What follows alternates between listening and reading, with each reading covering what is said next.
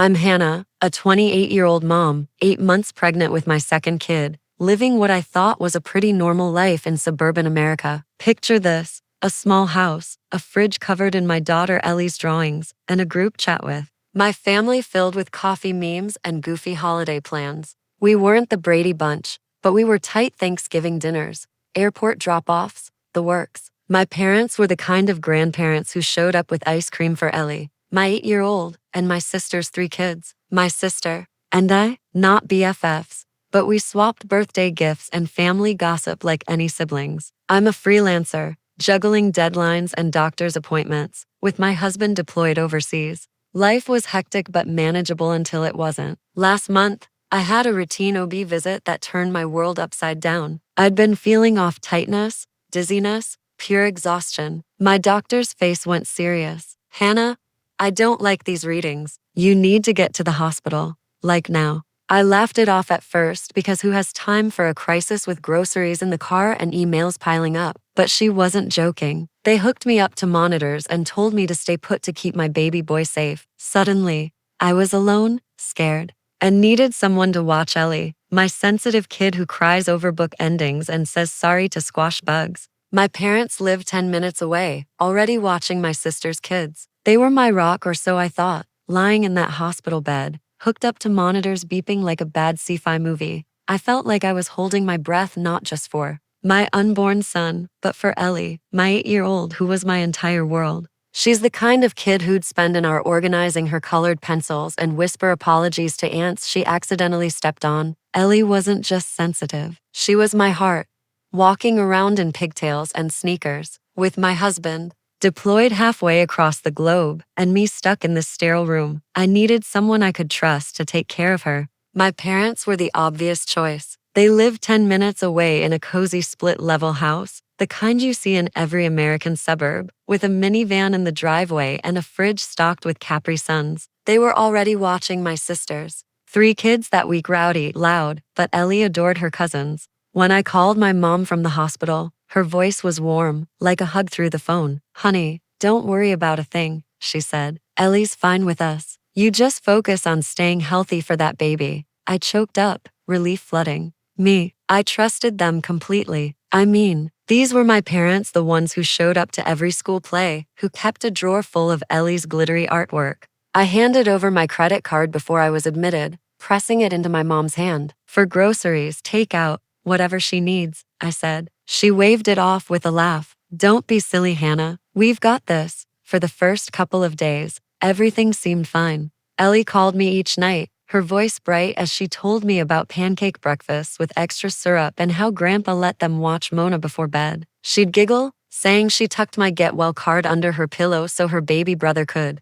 feel it too. I'd lie there, staring at the hospital ceiling, whispering promises that I'd be home soon. Those calls were my lifeline, proof that Ellie was safe, loved, and probably eating too many Pop-Tarts. But then, day 3 hit, and the calls stopped. Instead, I got a text from my mom. "Busy day. She's resting." It was short-clipped, not like her usual chatty messages with heart emojis. I told myself it was nothing, for kids are a lot, right? They're probably just tired. Day 4, no call, no text. Day 5, another vague message. "All good. Rest up." My stomach started to twist, that gnawing feeling you get when something's off but you can't name it. I asked to talk to Ellie. No answer. I called my mom's cell, my dad's, even my sister's. Straight to voicemail, every time. I left messages trying to sound calm. "Hey, just checking in. Can Ellie call me?" Nothing. By day 6, I was a mess, texting every number in that house, my fingers shaking as I typed. No replies. I lay awake that night, the hospital room, dark except for the glow of the monitors, picturing Ellie's face. Was she asleep? Was she scared? Was she wondering why I hadn't called? I told myself I was overreacting, that my parents were just busy, that Ellie was fine. But deep down, I knew something was wrong. On day 7, the doctor finally gave me the green light. "You're stable," she said, her smile like a gift. "You can go home." I didn't go home. I drove straight to my parents' house, still in hospital, socks, my heart pounding like I'd run a marathon. The street was quiet, the kind of quiet that feels too heavy. Their minivan was gone, No bikes on the lawn, no porch light on. The house looked like it had been abandoned. I knocked, waited, knocked again. Nothing. That's when I saw it, a crumpled piece of paper taped to the front door. Ink faded like it had been there for days. I ripped it off, my hands trembling as I read. Sorry, sweetie. Things got too hectic. We made other arrangements. She's fine. No signature, no number, no explanation. I stood there, rereading those words, waiting for them to make sense. Arrangements? What does that even mean? My daughter, my Ellie, was somewhere else, and they thought she's fine was enough? I called my mom, then my dad, then my sister, over and over, my phone burning in my hand. Voicemail? Voicemail?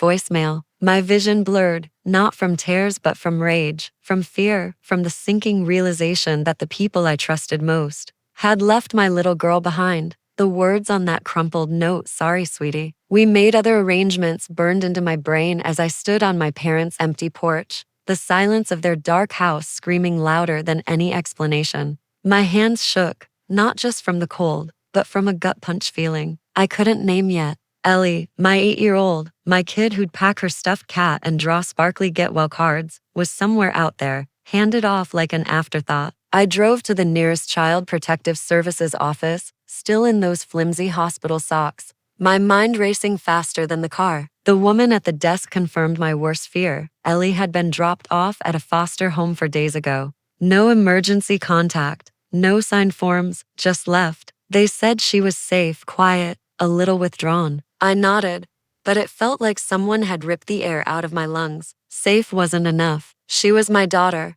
not a package you leave at a neighbor's door. I got back in my car, the word arrangements bouncing around my skull like a pinball, and opened my banking app, expecting maybe a grocery charge or a pizza order from the card I'd given my mom for Ellie's needs. What I saw stopped me cold. My screen lit up with charges, hundreds, thousands of dollars from a resort in Hawaii, airfare for 5, a rental car, a 2-week stay, spa treatments, room service, a freaking boat tour. My parents, who claimed they were too overwhelmed to care for Ellie, were sipping Mai Tais on a beach while my kid was with strangers. I scrolled through the transactions, my thumb frozen, each one a slap in the face. They'd used my card, the one I handed over for juice boxes and granola bars, to fund their tropical getaway with my sister's kids. I felt my chest tighten, not with tears but with something sharper, like a knife twisting. I don't know why I opened Instagram next, maybe some desperate hope I'd misread everything. I clicked on my sister's profile, the one who always posted about her perfect life, her 3 kids in matching outfits. There it was, a story highlight labeled Aloha Vibes. Palm trees, cocktails, a group shot on a beach, my parents, my sister, her husband, her kids, all grinning in lays with the ocean sparkling behind them. The caption read, "Family vacation before school starts." Family, not one mention of Ellie, not one hint she ever existed. My daughter, who'd been coloring cards for them, was erased from their picture-perfect trip. I stared at that post until my eyes burned, the betrayal sinking in like a slow poison. They didn't just leave her. They planned this, packed their bags, and flew across the Pacific, all while I was hooked to monitors, fighting to keep my unborn son safe. I was a freelancer, scraping by on deadlines and coffee, trusting my family to have my back. Instead, they'd stabbed it. I called my sister, my fingers shaking so hard I could barely hit the button. She picked up after 3 rings, her voice casual, like she was poolside. "Oh, hey, what's up?" I didn't wait for pleasantries. "Where's mom? And why the hell is my card being used in Hawaii while Ellie's in foster care?" Silence. Then a sigh, like I was the one being unreasonable. "Hannah, calm down. Mom's by the pool. We didn't abandon Ellie. We just couldn't handle her. You were in the hospital, and we had this trip planned. It wasn't ideal, okay? Not ideal. I could barely breathe. You left my daughter with strangers and flew to a resort on my dime. Where is she in your family vacation photos?" Her voice turned sharp. "She's not my kid, Hannah. You're blowing this out of proportion." Mom was overwhelmed. Ellie was fussy, crying all the time. "We thought she'd be fine." "Fine?" I snapped. "You thought foster care was fine? She's 8, and you left her." My sister kept going, her words like nails. "You're being dramatic. We had 3 kids to manage. What were we supposed to do? Cancel everything?" "Yes," I shouted, my voice cracking. That's exactly what you do for family. I hung up, my hands trembling, the phone hot against my palm. Something inside me snapped clean, cold, like a rubber band breaking. They thought they could brush this off, but I wasn't the same Hannah who trusted them with my kid. I was done playing nice, sitting in my car outside the CPS office, the weight of that crumpled note still heavy in my pocket. I knew I couldn't just let this go. My parents had left Ellie, my sweet 8-year-old, in foster care while they partied in Hawaii, on my dime. The betrayal wasn't just a gut punch, it was a fire in my chest, pushing me to act. I'm no lawyer, just a freelancer scraping by on deadlines and diaper budgets. But I knew right from wrong. That night, I opened my laptop, Ellie asleep upstairs clutching her stuffed cat, and filed a police report. I typed out every detail. The note on the door, the resort charges on my credit card, the timestamps proving they'd ditched my kid for a luau. I attached screenshots, bank statements, everything I had. It wasn't about revenge. It was about protecting Ellie, about making sure they couldn't hurt her again. I hit submit, closed the laptop, and felt a strange calm, like I'd finally drawn a line in the sand. The next morning, my phone exploded. My sister's voicemail was first, her voice sharp as a knife. Hannah, are you out of your mind? You called the cops on mom and dad while they're on vacation? You've humiliated them. Then my mom texted, all caps, the police showed up at our hotel. We had to explain like criminals. I hope you're happy. Happy? I pictured them in their lays, sipping cocktails, panicking as cops knocked. I wasn't happy.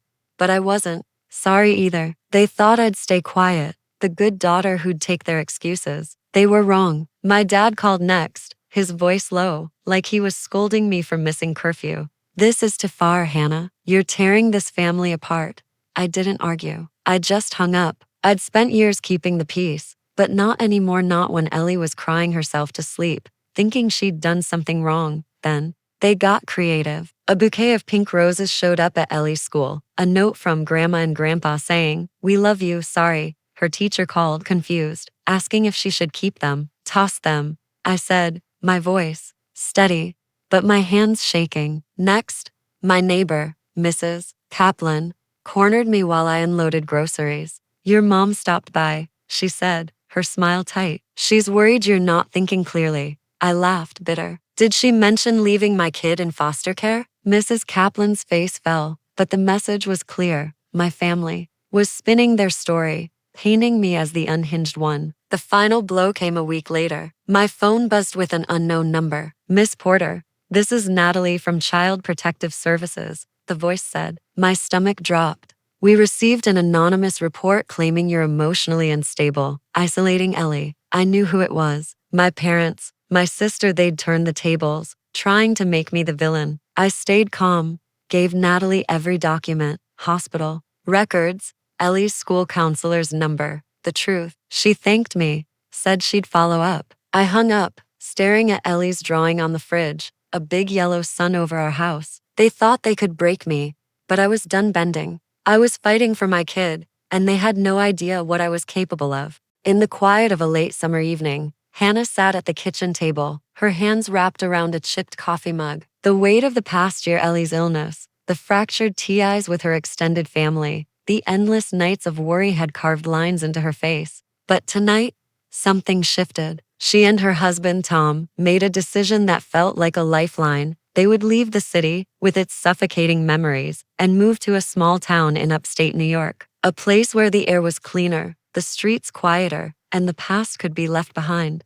They kept their plans hushed, not even telling their parents or siblings, who'd grown distant and judgmental. This was their chance to rewrite their story, to build something new for themselves, Ellie, and the baby on the way. Tom's return had been the turning point. After months of working long hours at a job that barely covered the medical bills, he'd come home one evening, his eyes softer than they'd been in years. He pulled Hannah into his arms, and they stood there in the dim light of their cramped apartment, tears mixing with apologies. He promised to be present, to be the rock they needed. For the first time in months, Hannah felt the ground steady beneath her. Tom's renewed commitment anchored her, giving her the courage to dream of a future where their family could heal. They spent nights poring over maps and real estate listings, imagining a life where Ellie could run in a backyard and they could breathe without the weight of old grudges. When they finally arrived in the small town of Willow Creek, the air smelled of pine and possibility. Their new home was modest, a fixer-upper with creaky floors and a big front porch, but it was theirs. Ellie, whose laughter had been rare for so long, started to bloom again, her cheeks pinker each day. She'd chase fireflies in the evenings, her giggles echoing through the yard.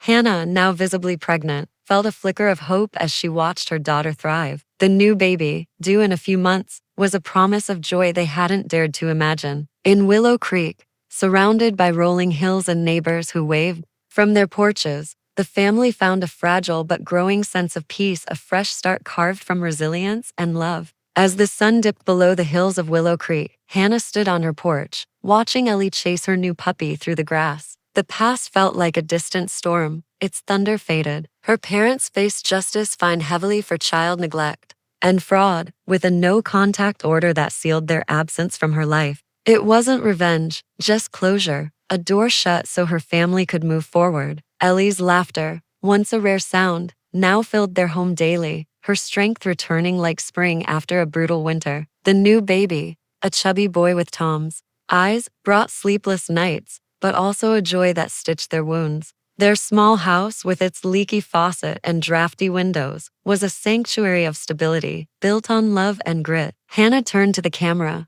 her voice steady but warm. Did I make the right choice? Cutting ties and starting over? What would you have done? She asked, her eyes searching for connection. If this story moved you, hit that subscribe button and join us for more. Share your thoughts below. Let's talk about what family really means. She smiled, the weight of her journey lifting, knowing she wasn't alone in rebuilding.